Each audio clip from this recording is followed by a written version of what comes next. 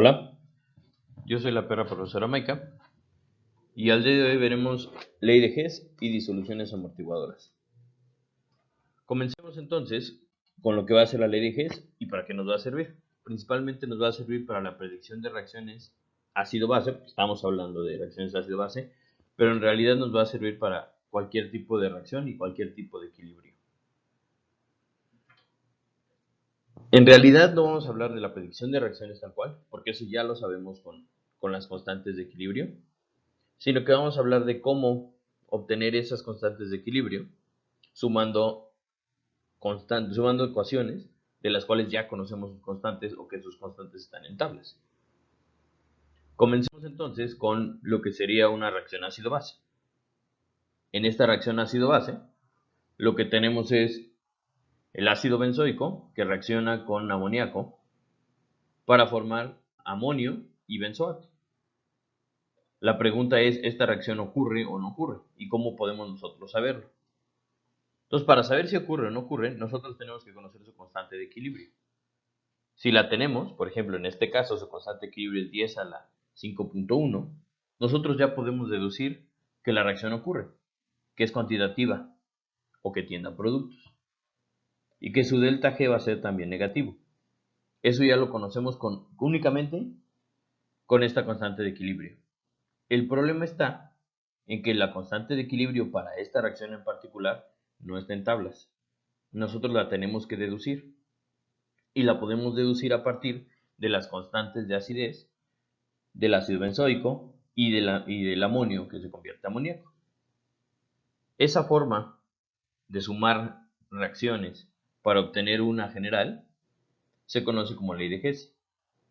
Y con esta ley de Hess podemos llegar a estos valores de equilibrio a partir de las constantes de acidez que existen en tablas de estas dos reacciones. Entonces la ley de Hess lo que nos va a permitir es sumar reacciones. Tomemos un ejemplo cualquiera. Vamos a tomar el hidróxido de hierro, que va a formar hierro 3 más e hidróxidos. Vamos a tomar el hierro 3 más cloruros, que va a formar el cloruro de hierro. Cada uno de ellos va a tener una constante asociada. En la primera reacción, su constante de equilibrio va a ser igual a 10 a la menos 11.1 y yo lo obtuve de tablas, sacando el inverso de la constante de formación. Sabemos que la reacción, la formación, una reacción de formación, va a ser especies que están en disolución que van a formar un producto. En este caso, el producto que formarían sería el monohidróxido de hierro. Como yo puedo pintar las reacciones reactivos a productos o productos a reactivos, en este caso yo la pinté de lo que se formó a lo que se disoció. Por lo tanto, su constante de equilibrio va a ser el inverso de la constante de formación que se encuentra en tablas. Esta tiene un valor de 10 a la 11.1, su inverso va a ser 10 a la menos 11.1. Por tanto, la constante de equilibrio para esta reacción 1 va a ser 10 a la menos 11.1.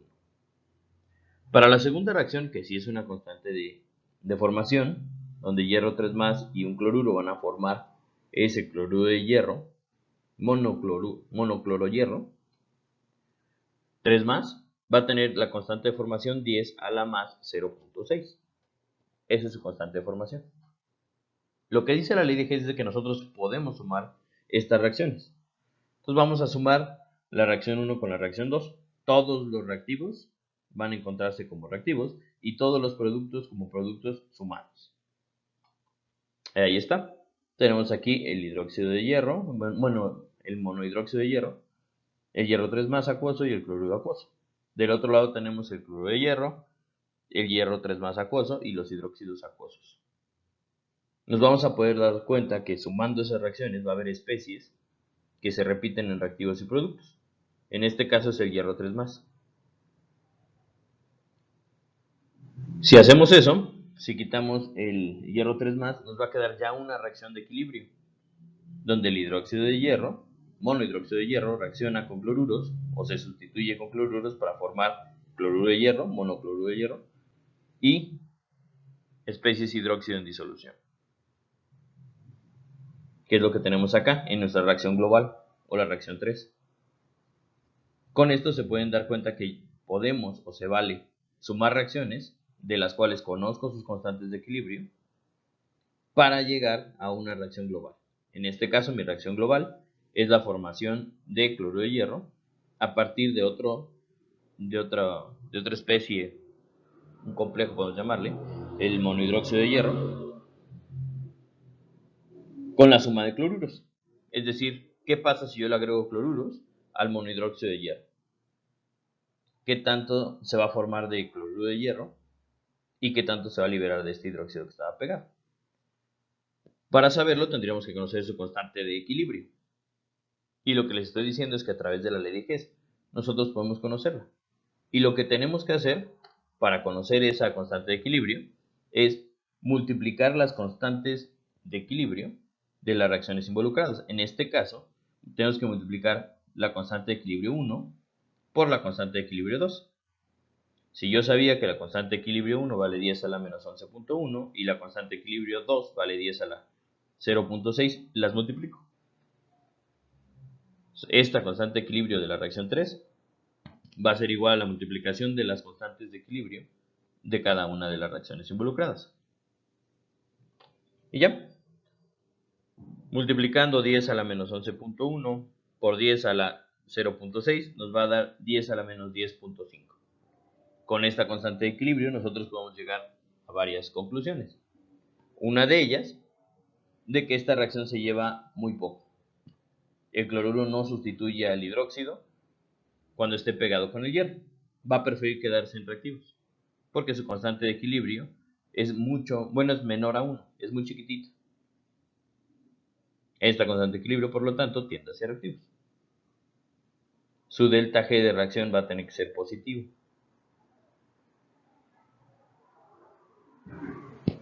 Muy bien, ahora vayamos a ver cómo la ley de Hess nos va a ayudar para las reacciones ácido-base. Y básicamente lo que tenemos que hacer es aplicar lo mismo, pero para una reacción ácido-base. Vamos a tomar el ejemplo del inicio. Tenemos ácido benzoico, que va a reaccionar con amoníaco para formar benzoato y amonio. Y la pregunta es, ¿ocurre esta reacción o no ocurre? Tendríamos que conocer entonces la constante de equilibrio. Vamos a hacerlo a través de las constantes de acidez que ya se conocen en tablas. Entonces nuestra primera reacción puede ser el ácido benzoico, que se va a convertir a benzoato y va a liberar protones. Esto ya es una reacción que se encuentra en tablas conocida como una constante de acidez. La constante de acidez del ácido benzoico es 10 a la menos 4.2. Se sabe. Lo pueden encontrar en tablas. Vamos a ver qué pasa ahora con el amoníaco, porque tenemos que sumar ahora la reacción de ácido benzoico con la de amoníaco para que nos dé los productos que nosotros queremos. En este caso, la segunda, la de amoníaco, tendremos que invertirla, porque el amoníaco, que es la base, se encuentra como reactivos. Al momento de invertirla, el ácido queda como producto, y por lo tanto esta de acá no es tal cual, su constante de equilibrio no es la constante de acidez, sino el inverso de la constante de acidez. La constante de acidez del amonio, que se convierte a amoníaco más protones, vale 10 a la menos 9.3. Si yo le saco el inverso a esa, me va a dar 10 a la 9.3. Por lo tanto, la constante de equilibrio de la segunda reacción vale 10 a la más 9.3. Continuemos con el procedimiento de ley de Hess. Vamos a sumar esas reacciones. Sumando las reacciones, nos va a quedar nuestra reacción global de esta manera. Ácido benzoico, protones, amoníaco, benzoato, protones, amonio. Al momento de sumar las reacciones, vamos a darnos cuenta que los protones ahí sobran. Bueno, no sobran. La misma cantidad que tenemos en reactivos la tenemos en productos. Por lo tanto, lo puedo quitar. Y al momento de quitarlo, pues nos convertimos en la reacción que estamos buscando, la reacción 3, de la cual no hay constante de equilibrio en tablas. Si ya tengo mis dos constantes de equilibrio para la primera y segunda reacción, yo puedo multiplicarlas. Porque recuerden que la constante de equilibrio de la reacción resultante va a ser la multiplicación de las constantes involucradas. Entonces, constante de equilibrio 3 va a ser igual a la constante de equilibrio 1 por la constante de equilibrio 2. En el primer caso del ácido benzoico corresponde a la constante de acidez y en el segundo caso al inverso de la constante de acidez. Y listo. Si nosotros multiplicamos 10 a la menos 4.2 por 10 a la 9.3, les va a dar 10 a la 5.1. Esta constante de equilibrio de acá es la que nos va a dar información acerca si la reacción ocurre o no ocurre, si su delta G es negativo o positivo. En este caso, el delta G va a tener que ser negativo, por lo tanto sí ocurre. Y vamos a obtener como productos principales benzoato y amonio en grandes cantidades y poquito de ácido benzoico y amoníaco. Con esta misma constante de equilibrio nosotros podremos saber qué concentración tenemos de cada una de las especies al equilibrio, como ya se había hecho antes. Entonces, esta es la forma de demostrar con números y con ecuaciones de que nuestras predicciones aplican dependiendo de la escala de pHs. ¿No? Sin saber la constante de equilibrio o las puras constantes de acidez de los dos involucrados, podríamos haber dicho si ocurrió o no. Y esto ya lo habíamos hecho con las escalas de pK. En las escalas de pK encontrábamos o ubicamos a nuestra especie con su par. En este caso tenemos aquí al ácido benzoico con benzoato, cuyo pK es 4.2. Ubicamos a la otra especie o al otro par que va a reaccionar, que sería amonio y amoníaco, cuyo pK es 9.3.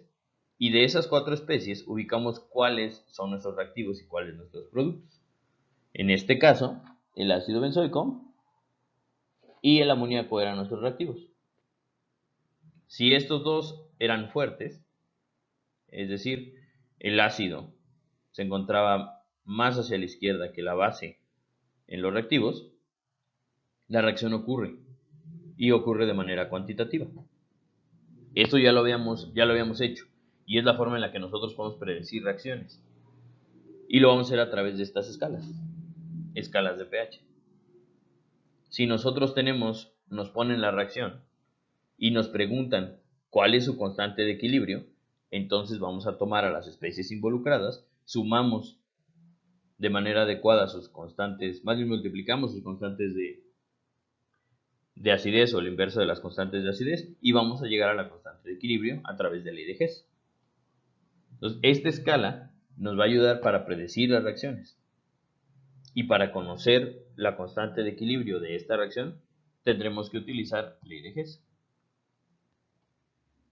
Entonces, esta es una demostración de que también la escala funciona. La reacción de ácido benzoico con amoníaco va a tener una constante de equilibrio de 10 a la 10.5. No, perdón, a la 5.1.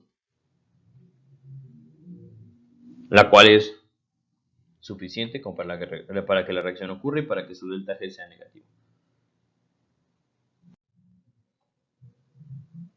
Ahora, vayamos con la otra parte que les tenía que platicar en la sesión de hoy, que se llama disoluciones amortiguadoras, donde también vamos a utilizar los mismos conceptos ácido-base y las mismas relaciones de especies conjugadas ácido-base, como ya lo hemos estado viendo.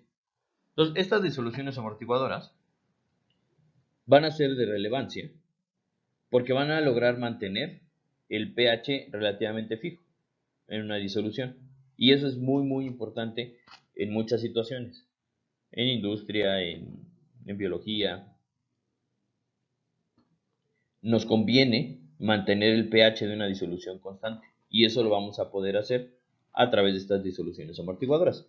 Entonces imagínense que en un coche, en los amortiguadores sirven como para que el impacto sobre el conductor y los pasajeros no sea tan fuerte en el momento de entrar en un bache o pasar un tope.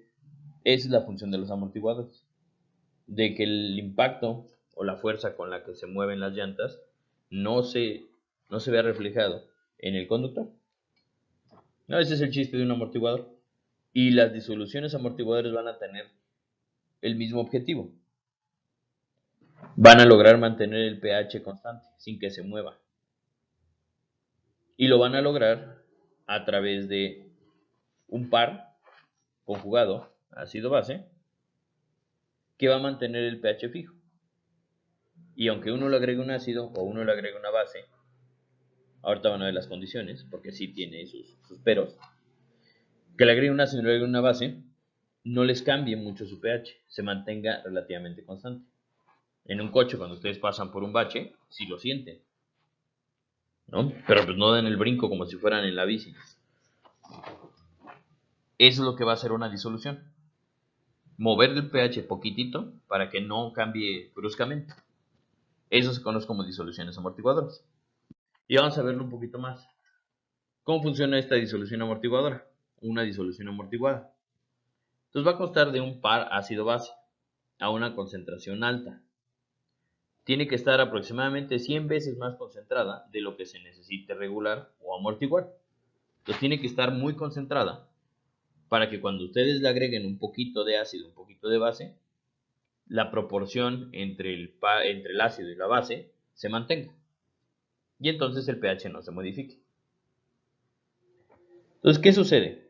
Cuando nosotros tenemos un ácido y una base conjugada, la relación de estos, la concentración de estos, si es la misma, van a imponer un pH.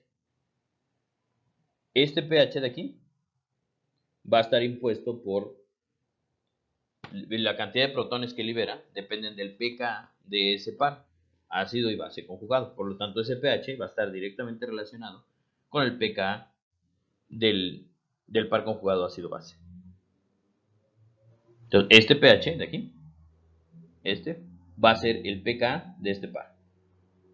¿Qué pasa cuando nosotros le agregamos un ácido?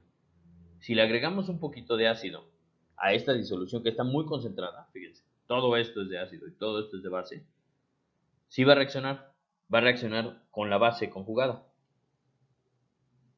Entonces este ácido que uno le agregue reacciona con la base conjugada y convierte parte de esta base conjugada al ácido conjugado.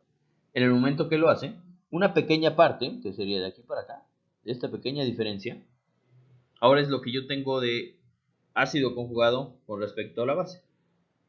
Pero como el pH depende de la proporción de estos dos, el pH prácticamente no se modifica, se mantiene casi en el mismo punto. Y es así como funcionan estas disoluciones amortiguadoras. Tienen tanto ácido y tanta base que con poquito que le echen de ácido, la proporción entre uno y otro no cambia. Y como la proporción del ácido y la base conjugada imponen el pH, entonces el pH no va a cambiar, porque la relación sigue siendo casi la misma. Y es lo que les pongo acá, tener un ácido, la disolución reacciona con cualquier base que se le agregue, y al tener también una base va a reaccionar con cualquier ácido que se le agregue. Entonces, esta imagen que les muestro aquí a la izquierda aplica tanto a ácidos como para bases. Si yo le hubiera echado una base, entonces incrementaría la base conjugada y la proporción se mantendría muy similar. Cercana a 1, la relación entre base y ácido conjugado. Y el chiste de todo esto es de que tenemos que mantener el pH fijo, o el pH sin cambio aparente, o sin cambio importante en la disolución. Así funcionan las disoluciones amortiguadas o amortiguadoras. Esta proporción del ácido y la base conjugada tiene que ser muy similar.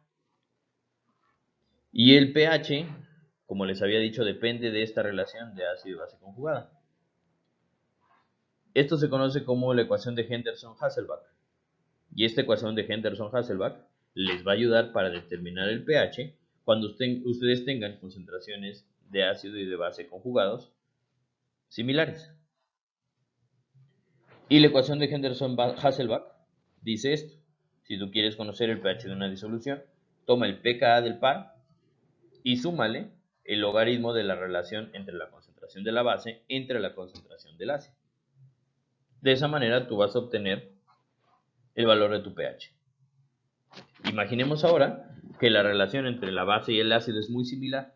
los dos tienen la misma concentración, no importa cuál sea, puede ser muy alta, puede ser muy baja, pero si tienen la misma concentración, la concentración de base va a ser la misma que la concentración del ácido, y esta división les va a dar 1, o muy cercano a 1. Logaritmo de 1, o logaritmo base 10 de 1, va a ser 0. Y todo este término de aquí se va a volver 0. Y si se vuelve 0, su pH va a ser su pK, que es lo que les comentaba en la diapositiva anterior.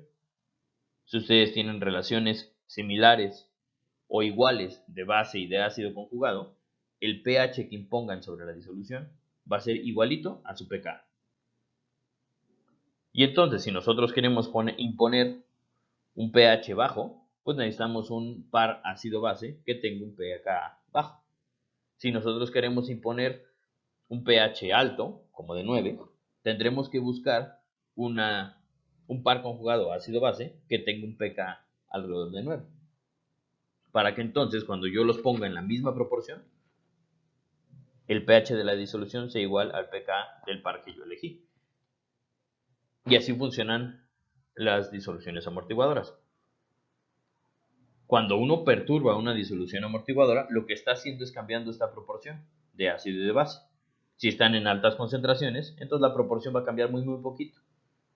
Y en vez de que la relación de 1, a lo mejor da 0.9999, que sacando el logaritmo está muy cerca el pH del pK. O si está más grande la base que el ácido, pues entonces la relación va a ser a lo mejor 1.0001, que sacándole el logaritmo nos va a dar una diferencia entre el pH y el pK muy chiquitito, despreciable. Por lo que nosotros podemos decir que una disolución amortiguadora mantiene el pH constante, porque la relación de base y de ácido va a ser casi siempre la misma, y porque las concentraciones tanto de la base como del ácido van a ser altas. Entonces para eso sirve, y es muy importante que lo conozcan y que lo entiendan. ¿De dónde viene esta ecuación de Henderson-Hasselbalch? Entonces lo que vamos a hacer ahorita, vamos a tratar de deducir esta ecuación de Henderson-Hasselbalch. Y es muy sencilla, lo único que tenemos que saber es equilibrio químico. Entonces tomemos una reacción ácido-base, por ejemplo la del ácido acético. Entonces ácido acético, ¿okay?, que se va a disociar en protones y en acetatos.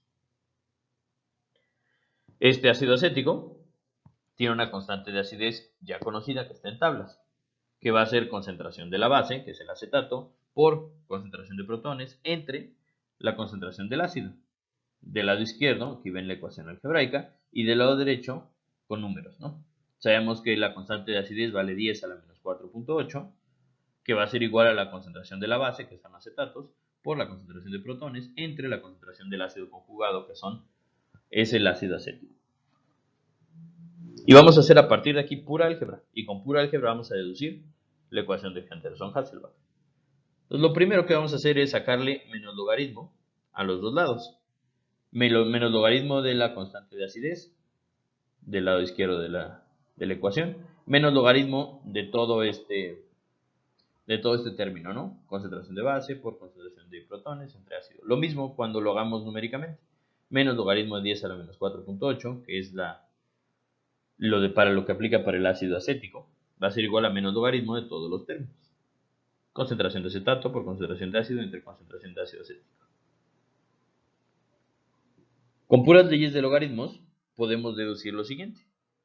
Menos logaritmo de la constante de acidez es el pK.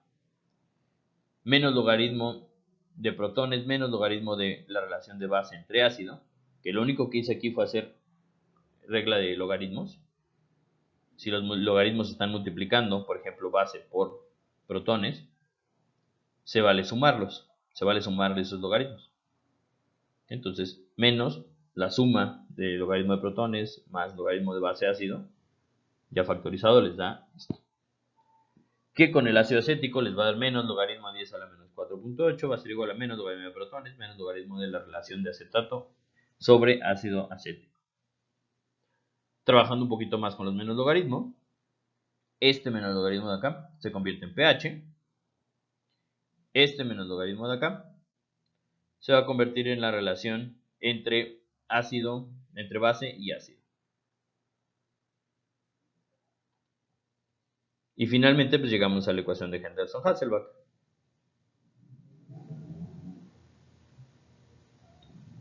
Y la forma de llegar a esta ecuación de Henderson-Hasselbalch es invirtiendo pKa por pH. Si este menos logaritmo de la relación de base entre ácido lo paso del otro lado sumando, pues nos va a quedar que pH va a ser igual a pKa más logaritmo de la concentración de base entre la concentración de ácido. Y en la de la derecha, cuando estamos viendo lo de la ecuación de Henderson-Hasselbalch para el ácido acético, nos va a quedar que pH va a ser igual a 4.8, que es el pKa del ácido acético, más el logaritmo de la concentración de la base entre la concentración del ácido, que es acetato, entre ácido acético. El cambio de signos corresponde al movimiento de todo este término hacia el otro lado del igual. Y así es como nosotros deducimos esta ecuación de Henderson-Hasselbalch. Lo padre de esta ecuación es de que ahora sí podemos saber el pH de una disolución a partir de la concentración de base y de ácido que tengamos ahí. Si es una disolución amortiguada, pues entonces la concentración de base y de ácido tienen que estar en concentraciones altas.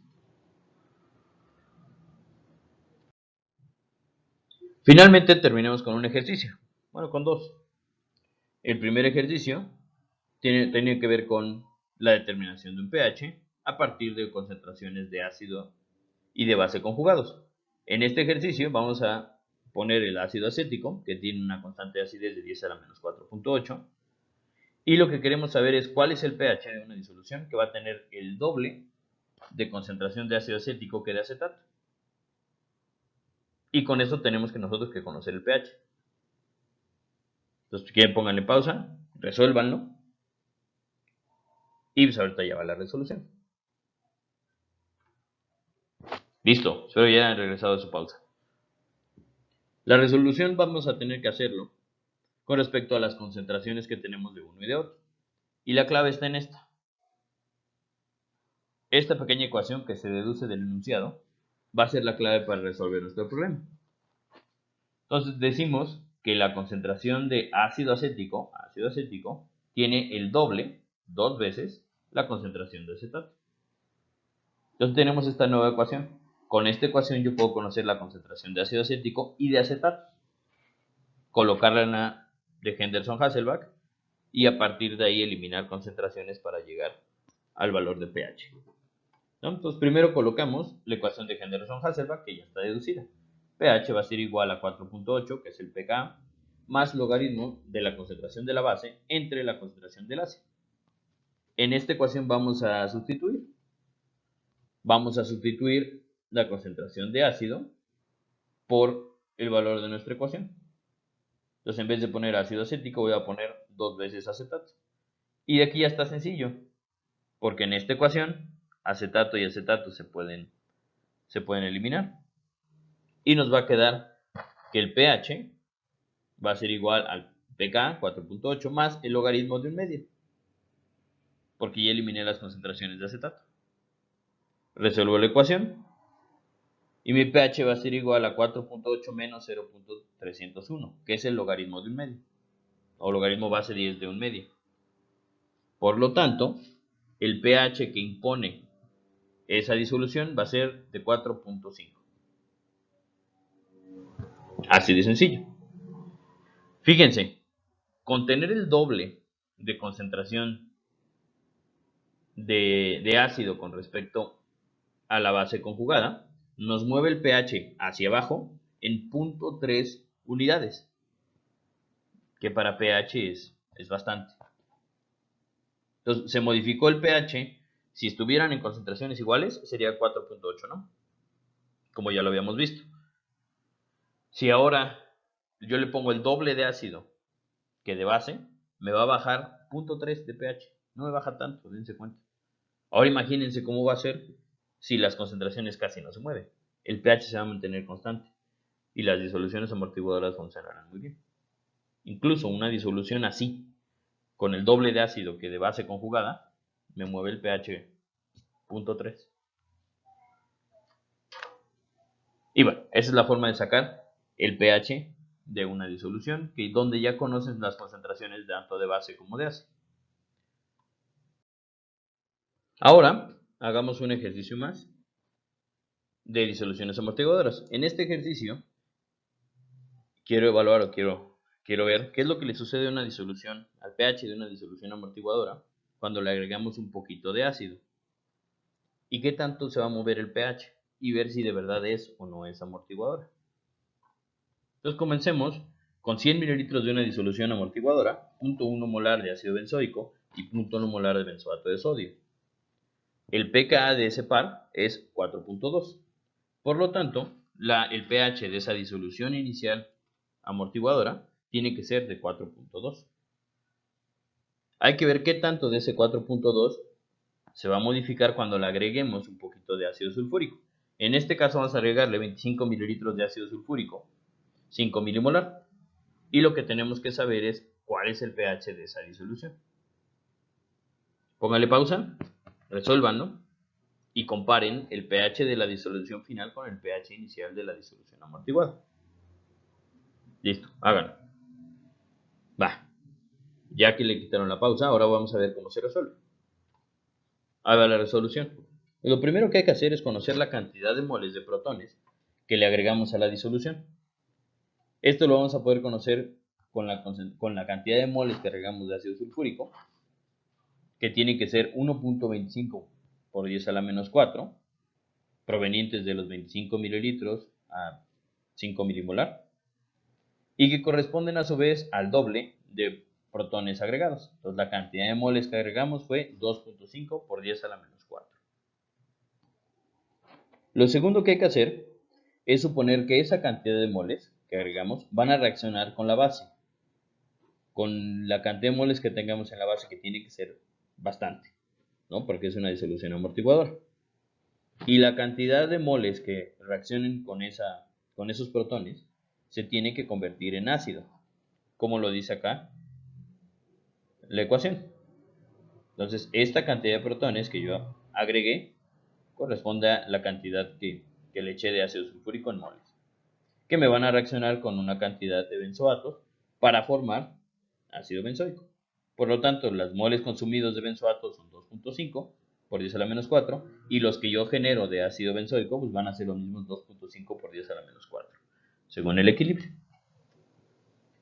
Lo que sigue es conocer la concentración final tanto del ácido como de la base conjugada para meterlo en la ecuación de Henderson-Hasselbalch, considerando el volumen total y considerando estos moles que se agregaron de ácido benzoico y que se consumieron de benzoato.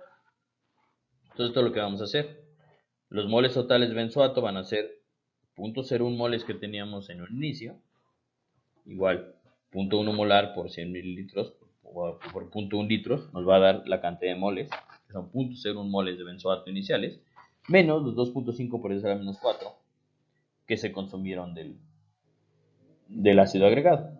Lo mismo para el ácido benzoico. Teníamos 0.01 y hay que agregarle los 2.5 que se generaron a partir de la reacción con el ácido que perturba el sistema.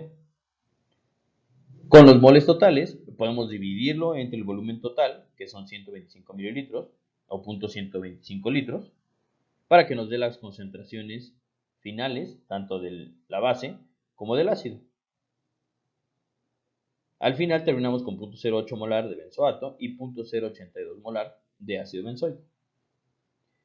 Y por último, utilizamos la ecuación de Henderson-Hasselbalch para determinar el pH de la disolución. Entonces sabemos que la ecuación de Henderson-Hasselbalch es pH igual a pKa más logaritmo de la base entre el ácido conjugado. Entonces la base es 0.078 y el ácido conjugado es 0.082 molar. Resolvemos la ecuación y nos va a dar un pH de 4.18. Lo que significa que no es muy diferente al 4.2 que teníamos en un inicio. Esa disolución sí funciona como un amortiguador. Y cada que yo le eche ácido o le eche base, su pH no va a cambiar mucho. Si le echan 25 mililitros de ácido sulfúrico, 5 milimolar, se va a mover 0.02 de pH, que es muy poquito. Es mucho cuando les cambia una unidad de pH, pero es poquito cuando les cambia una centésima, 5 centésimas, hasta 10 centésimas de pH. Por lo tanto, esta disolución sí es una disolución amortiguadora y les va a mantener su pH constante. Hasta acá los ejercicios. Ahora sí, por último, vamos a ver lo que pasa con estas disoluciones amortiguadoras y con el pH en el cuerpo. Como un ejemplo, como una forma de ver para qué les va a servir esto de las disoluciones amortiguadoras. Entonces, primero les voy a explicar por qué es importante en el cuerpo. En el cuerpo, el funcionamiento de muchas de las enzimas depende del pH. Acá hay una imagen donde se puede ver que dependiendo de la enzima que se trate y la función que tenga, funcionan a diferentes pHs y tienen un objetivo y tienen una razón de funcionar en esos pHs. Por ejemplo, la pepsina, que es una enzima que se encuentra en el estómago, tiene su mejor función, su mejor actividad a un pH cercano a 2, ¿no? 1.52, que es el pH del estómago. La tripsina, que es una enzima que se encuentra en el intestino delgado, ya no tiene su pH óptimo en 2, ya lo tiene más o menos en 6.5, en 7. Por lo tanto, si ustedes tienen tripsina en el estómago no les va a servir porque no tiene un pH óptimo en ese, se desnaturaliza, un pH muy bajo. Igual la pepsina no va a funcionarles en el intestino delgado porque su pH óptimo es a 1.82 de pH. Si lo mandan hasta 7, pues no les va a ser de mucha utilidad, o se desnaturaliza o no tiene un efecto. Dependiendo de la enzima que ustedes estén analizando, va a tener un pH óptimo. Y el último ejemplo corresponde a la fosfatasa alcalina, que sirve para los huesos, para que no se desmineralice.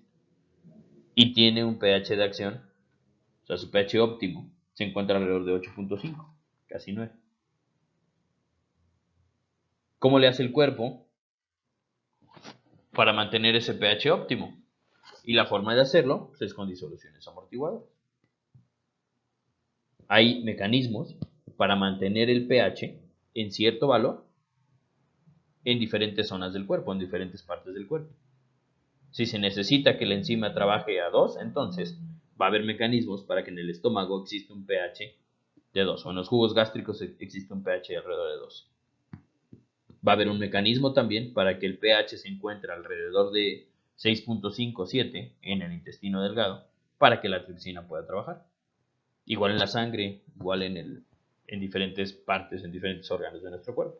Entonces, cerca del hueso tendrá que haber un mecanismo ácido-base para mantener el pH alrededor de 8.59 y entonces la alcalina fosfatasa o la fosfatasa alcalina pueda llevar a cabo su acción o su efecto catalizador de manera óptima. Entonces, para esto sirven las disoluciones amortiguadoras en el cuerpo, para mantener esos pHs y que las enzimas funcionen adecuadamente. Una especie que es amortiguadora y un ejemplo de cómo el cuerpo puede amortiguar el pH es el CO2 que nosotros tenemos en el pulmón y que podemos liberar, ¿no? Y que también estamos produciendo todo el tiempo de las células y que también se encuentra en la sangre. Entonces el pH óptimo en sangre es de 7.34 a 7.45, más o menos. Este pH óptimo se tiene que regular y tiene muchos mecanismos para regular este pH y mantenerlo en entre 7.3 y 7.45, como 7.4 más o menos. Uno de ellos es el equilibrio de ácido carbónico y bicarbonato. Otro de ellos son los equilibrios con fosfatos. Y hay varios, no solamente hay una forma de equilibrar el pH en la sangre. Pero uno de ellos es el ácido carbónico, que se puede convertir en CO2, en equilibrio con el bicarbonato, que es este equilibrio de acá. Entonces, tenemos este equilibrio de aquí, donde tenemos el bicarbonato más protones, que se pueden convertir en ácido carbónico. A su vez, el ácido carbónico está en equilibrio con esta reacción para la formación de CO2 en agua, disuelto en agua. Todo esto ocurre en la fase acuosa de la sangre. Y además, hay otra reacción más, donde el CO2 que está disuelto en sangre se puede liberar en forma de CO2 gas a través de del pulmón. Entonces el pulmón puede liberar este CO2 cuando nosotros exhalamos. Y la magia o la parte interesante de cómo funcionan las disoluciones amortiguadoras en el cuerpo, al menos en la sangre, es de que se puede regular. Si de alguna manera hay un incremento de protones en la sangre, ya sea por liberación de ácido láctico, ya sea porque algún proceso libera protones, el cuerpo lo puede compensar. Y lo puede compensar liberando mayor cantidad de CO2. Si libera mayor cantidad de CO2, desplaza el equilibrio para acá. De disuelto a gaseoso, desplaza también el ácido carbono que se convierte más a CO2. Y estos protones que se generaron los puede desplazar hacia ácido carbónico en la sangre. Entonces, si nosotros exhalamos más CO2, lo que estamos haciendo es quitando CO2 del disuelto en la sangre, por lo tanto estamos quitando ácido carbónico y por lo tanto estamos quitando ácido en la reacción del bicarbonato. Este ácido que se produjo de otro mecanismo. Entonces, si por alguna razón aumenta el pH en la sangre a 7.6 y exhalamos CO2, consumimos parte de esos protones que están haciendo que se aumente el pH de la sangre y puede regresar al 7.4 que queremos, exhalando CO2. Entonces, este es un mecanismo de cómo el pH o las especies ácido-base en la sangre pueden ayudar a regular el pH en disolución o el pH en la sangre. Y pasa también al revés. Si por alguna razón el hidróxido o se producen hidróxidos en la sangre, sea la reacción que sea, y se consumen estos protones, esta concentración de protones baja, entonces el proceso tiene que ser contrario. Más ácido carbónico se tiene que convertir en bicarbonato para compensar los protones que se perdieron. Y por lo tanto, la concentración en disolución de CO2 tiene que aumentar para que pueda pasar a bicarbonato y puede aumentar si nosotros no exhalamos tanto CO2 o concentramos la cantidad de CO2 en el pulmón. Entonces podemos hacer que aumente la concentración de CO2 en sangre, aumente la concentración de ácido carbónico y este ácido carbónico puede disociarse en bicarbonato y protones y compensar así la pérdida de protones a través de otros procesos. Entonces para eso sirve. Para eso sirve conocer equilibrios químicos en el cuerpo. Para eso sirve conocer las disoluciones amortiguadoras y la forma en la que se van a regular en el cuerpo. En este ejemplo del CO2 y del bicarbonato, es un ejemplo de cómo se regula este pH, pero ya está amortiguado.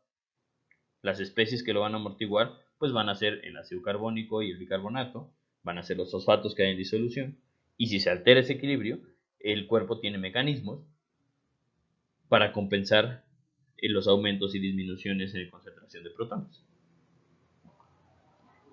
Y bueno, hasta acá es lo que les tenía que platicar esta semana de disoluciones amortiguadoras y un poquito de LDGs. Espero que les sea de utilidad y pues nos estaremos viendo próximamente para hablar de titulaciones ácido-base. Cuídense y pues hasta acá mi reporte canino. Bye.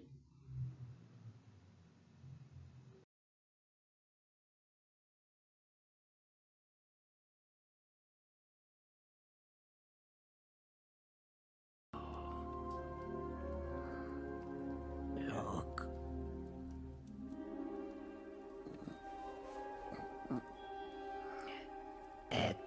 Existe.